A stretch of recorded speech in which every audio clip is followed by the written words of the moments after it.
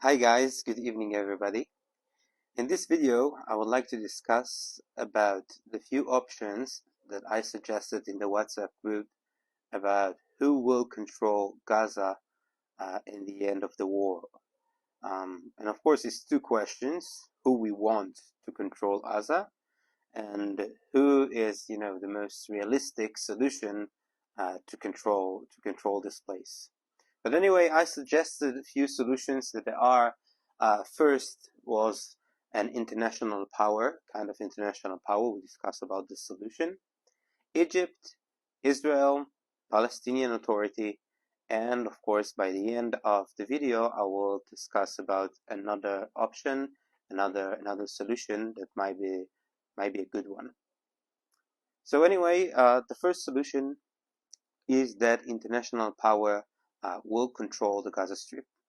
And the first question is, which kind of international power would like to take such a mission? Because the situation right now in the Gaza Strip, that you have more than 1.5 million people who live now as refugees, and a huge percent of Gaza is destroyed right now. And someone need to take this challenge and to really rebuild their everything and get a lot of budgets and make sure that the terror organization will not return into control and to keep attack Israel and to make the life of the people who live there very miserable. But the thing is that such a kind of international power, it's impossible to find. So far, there is no any state that want to take this challenge. So anyway, this solution is not very much relevant right now. But of course, to make sure that this place will be stable, we need a leadership that the Palestinians and in Israel both will be agreed that will lead this place, will lead the Gaza Strip. The second option that I suggested is Egypt. Egypt, Muslim state, Sunni Muslim state with over 110 million people. The thing with Egypt is a very sensitive country to terrorism, mainly from the Muslim Brotherhood. That I don't know if you remember, but I explained already that Hamas is part of the Muslim Brotherhood. This is like the mother organization. And for example, when Anwar Sadat, the president of Egypt, did a peace agreement with Israel, later he was killed by people of the Muslim Brotherhood. And when the people in Egypt had the option, when they had the opportunity to vote, they voted for Mohammed Morsi, which belonged to the Muslim Brotherhood. But shortly after that he became a president, the army of Egypt made a revolution, and Mohammed Sisi is now the president of the country. It's dictatorship, of course. They pretend to have election, but it's of course Mohammed Sisi is the dictator of Egypt. And when they have 110 million people, definitely to get another 2 million people, even that it's a bit less, let's say 1.8 million people, to get them into Egypt, it's definitely something that's possible. It will not change a lot of the population. I would like to remind you that they're speaking the same Arabic dialect, and also they both Sunni Muslims. Egypt controlled Gaza between 1948 and 1967. They have a lot of cultural similarities, and anyway, Egypt could be a good solution. And also, of course, the Sinai Peninsula that Israel gave to Egypt as a part of the peace agreement, it's pretty much an empty area that could fit for the Palestinians to move and to live there. But Egypt don't want to be involved because they want this challenge to make Israel weak.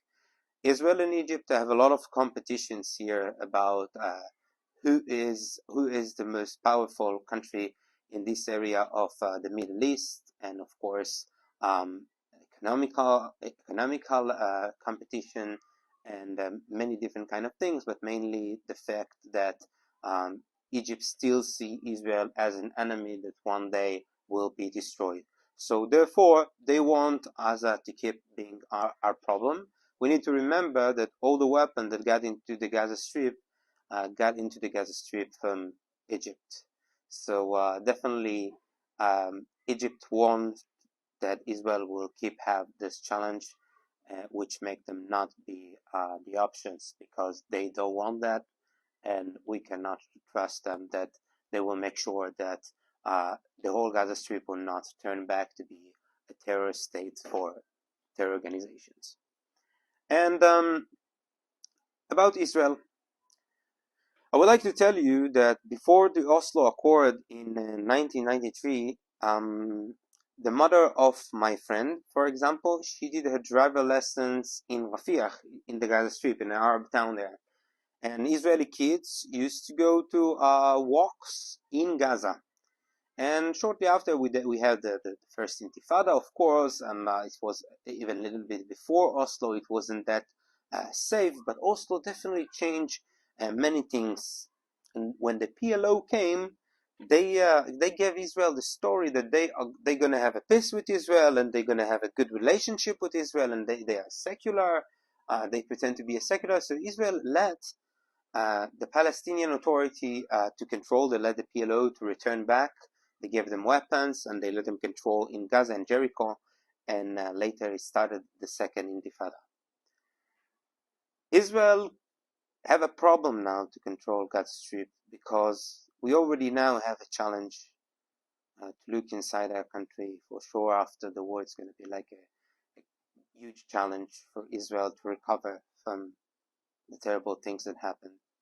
And now to being focused also into rebuild the Gaza Strip and to deal with the whole situation there and with all the terrorists that will live there, and will hide themselves between the population and all the tunnels that will still be there. And it's going to be like very much complicated. And Israel definitely don't want to have this challenge. She's not ready to have this challenge. But to have military power inside the Gaza Strip, it's definitely going to need to be. It has to be long as Israel didn't defeat all the terror organizations that are there and made sure that the terror organization will not return back to control the Gaza Strip. Of course, Israel must to stay there with army. And it's depending what kind of army. It can be like special elite units that will go from time to time, just like for very specific missions. Inside the Gaza Strip, it can be a wall that will separate between Israeli powers and the civilians in Gaza, and that Israel will control the Philadelphia Road, for example, to make sure that weapon from uh, Sinai Peninsula is not leaking into Gaza. So this is something that Israel will do, but I don't think that Israel would like to control the citizens of Gaza. And about the Palestinian Authority. So about the Palestinian Authority, we need to remember something. We need to remember a few things when we're speaking about the Palestinian Authority. First thing is Abu Mazen, the leader of the PLO, is already 87 years old. He's, soon he will be belong to the past. I'm not getting even into, to the whole thing that he's like denied the Holocaust and that he's a terrible human being, and he's also a dictator. I'm just speaking of the fact that soon he will not be here, and after him there are 5 people already that claim to have the throne. 4 different people that want to control the PLO, and of course Hamas became very, very popular. And if today we will have an election in the West Bank, Hamas will gain the majority of the votes and will control the West Bank as well. So the PLO, they are not very relevant and they are not very accepted by the Palestinians. We need to remember that they got the Gaza Strip in 2005, and in 2007 they losing the election and Hamas took over the Gaza Strip. They were already being kicked out from the Gaza Strip. And they also, they praised the massacre against the Israelis in the October 7, and definitely they are terrorist supporters, so it will not help us if they will control the Gaza Strip. It's still going to be a terrible idea, First, because, of course, as I said, they are not accepted by the Palestinians themselves, but also they cannot be accepted by Israel. Um, some of us understand it's something that necessary. It has to be because there is no other option, and it's better to get them that they are bad, but it can be even worse. So it's better to get like the bad and not, but not the worst. And also, is something that right now Joe Biden, the president of the United States, is supporting, kind of make some reforms in the Palestinian Authority and then let them control the Gaza Strip as well, and then to lead into the two-state solutions. But it's something that just cannot happen. It doesn't make any sense because, as I said, the ideology of destroyed Israel will make this place again a terror area. And now we'd like to discuss finally the last solution and something else, the other opportunity that might be a very good solution for the Gaza Strip. First of all, we need to remember a few things. The Gaza Strip, Gaza used to be a port that used to connect the whole isle, the peninsula of Arab, Yemen, Oman, a huge area, used to connect the whole desert to Europe. This port, the port of Gaza, have a lot of potential, and in front of the Gaza Strip in the ocean, there is a lot of potential of gas. So definitely, there are sources that the Gaza Strip can be developed with. And the thing is that when we look on the Middle East, when we look on the Arab world, what are the countries that are stable? The countries that controlled by families, like Saudi Arabia, like Qatar, like the Emirates, like Bahrain, like Kuwait, all of those places are controlled by specific family. And the Arabs, they still live in a form of a tribe. They have their natural leadership that couldn't control after that Israel got all the terrorists of the PLO and gave them weapons, and then they controlled instead of the leadership of the tribes that could control. And the thing is that we can divide the Gaza Strip into a few different areas. Israel will control in the empty space that in between.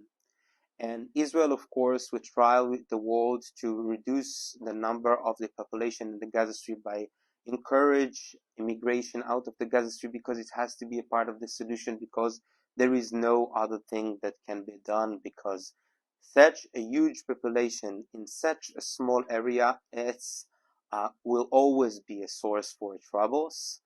So definitely if there is opportunity to immigrate for other places that will be better, it's good. It's a good thing. Israel definitely need to encourage that. But also the other thing is that Israel needs to divide the Gaza Strip into different emirates.